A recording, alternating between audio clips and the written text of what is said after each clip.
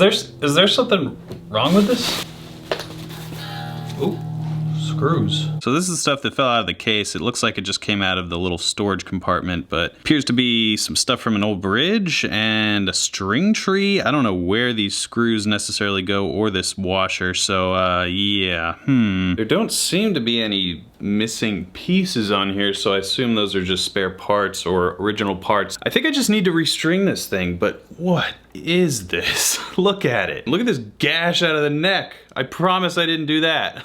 Feels like it kind of got finished over with epoxy or something to kind of smooth it out. Now I'm able to have this guitar because Gotta Have Rock and Roll is sponsoring this video. They facilitated me to hook up with the original owner of this thing and send it out my way so I could play it for you and show you this amazing guitar. And I've worked with Gotta Have Rock and Roll before. They're an auction house and they have hundreds of thousands of various memorabilia, signed photos and album covers and guitar picks, a bunch of little stuff like that, just a couple $100 maybe, all the way up to a guitar that they're auctioning off, which is probably gonna go for like $200,000. 1957 Les Paul on its own like this is probably worth $100,000. But then when you have the context that this guitar was owned by Keith Richards. Yeah, you know Keith Richards, the Rolling Stones. This guitar actually is Keith Richards in guitar form. Just badass and old and cool. Anyway, the story goes Keith Richards traded this guitar for a flame top to Graham Parsons, who had it for a very long time, and then he gave it to his childhood friend, who has been the owner ever since, and that childhood friend of Graham Parsons sent it to me to play for you.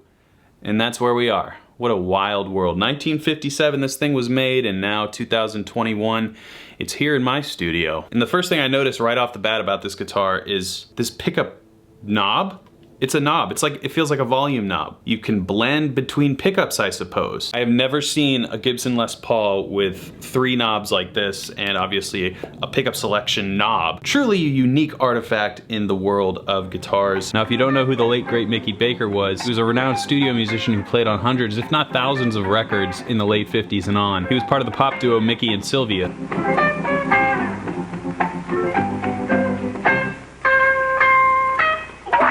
Mickey was primarily a jazz guy with blues and what would later become rock and roll elements to his guitar playing. He was a real pioneer, and obviously he was coming up right around the same time as old Les Paul. Maybe he was inspired to start his duo because of Les Paul and Mary Ford, who knows? He got a signature Les Paul of sorts, and it's become one of the coolest things I've ever seen. I'm gonna stop talking, restring this thing up, and plug it in. Make sure you check out the link in the description if you would like to bid on any rock and roll memorabilia. Maybe you want to place a bid on this guitar after you hear it. I kind of do, but I gotta ask Bethany.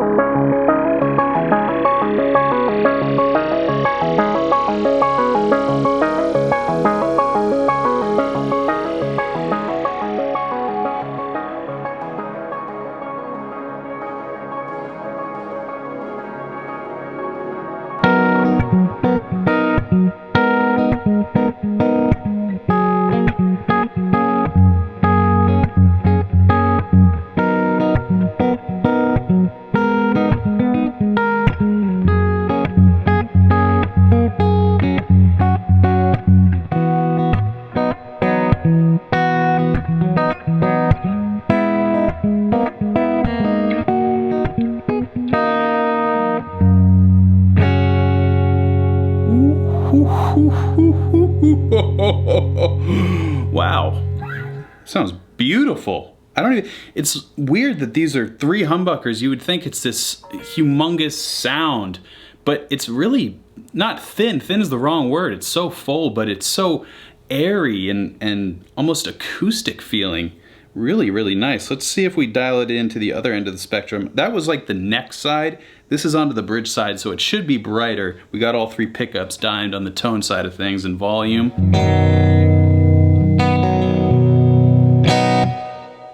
It almost sounds like a piezo, right? Like really deep in the bass, but just some piezo, really cool stuff in the highs.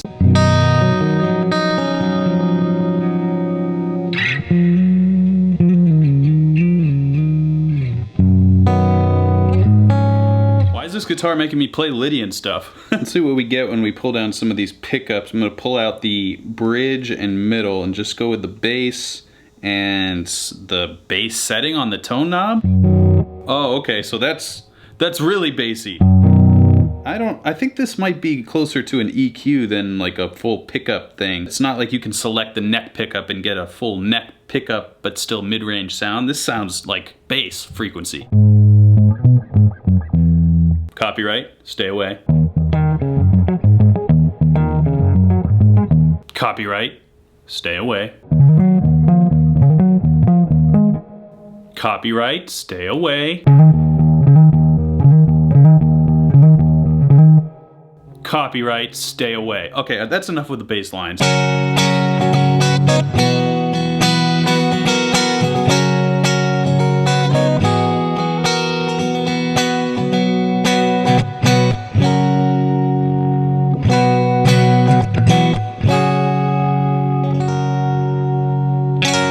This thing's like a tone tank.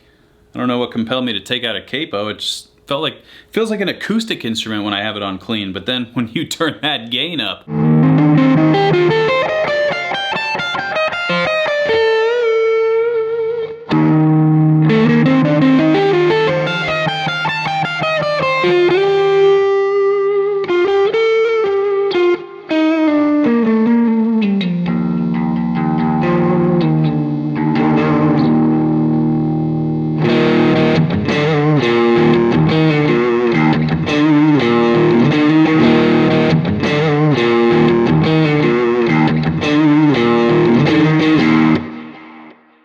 Wow, this thing rocks. I actually can't turn the guitar all the way down. There's no master volume. These are all the individual pickups. All I know is I don't really care what the knobs do. I like kind of tinkering and finding sweet spots of the tone.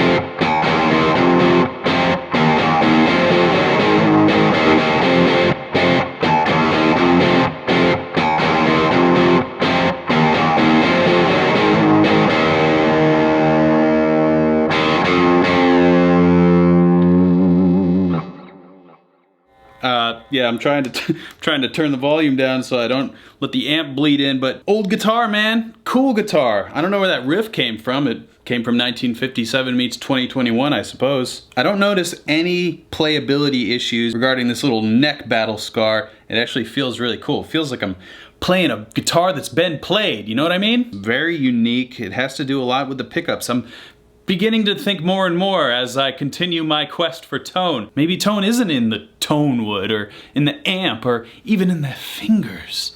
Maybe tone's in the pickups. I think I might be coming up with a new video idea right now. Anyway, wow, what an amazing instrument. Thank you to Gotta Have Rock and Roll for figuring out how to get this thing in my hands for just a short while before I send it back to the owner, who hopefully will send it to one of you or somebody out in the world who wants to buy this. But even if you don't want to buy this guitar, maybe you want to buy something else, some other piece of rock and roll memorabilia. The holidays are coming up and you should treat yourself, I mean your loved ones, to some cool gifts.